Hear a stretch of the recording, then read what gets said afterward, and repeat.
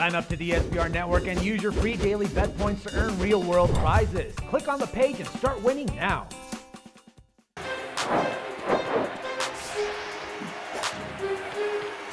Welcome everyone, I'm Jordan Sharp. The Western Conference Finals, not much of a series right now as the San Antonio Spurs dominated Game 2 to take a 2-0 series lead heading back to Oklahoma City for Game number 3.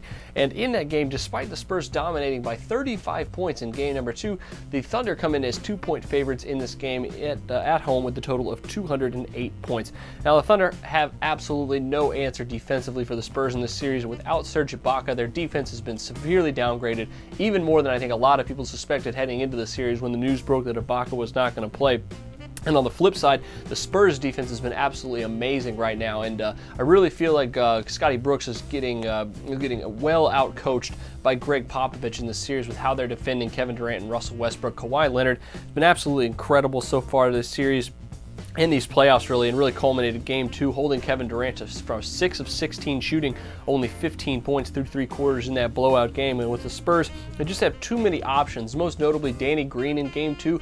Anybody can come up and have a big game for this team to go along with their big three in scoring, and it's going to lead this team to a very easy victory, I think, in this series. Without too many options on offense for the Thunder, the Spurs have been able to lock down defensively on those two guys and not really have to worry about hardly anybody else on the Thunder's roster.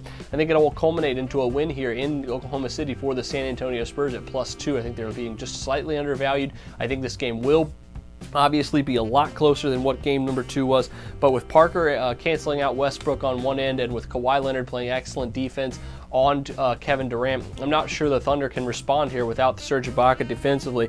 Like I said, Scott Brooks really getting out-coached by Greg Popovich because the Spurs go small. That should play right into the Thunder's wheelhouse, but it's not. It's completely throwing them for a loop, and Popovich is creating so many different mismatches with Duncan on the inside. The fact that the Spurs can't stop him and 4 shooters surrounding him as well.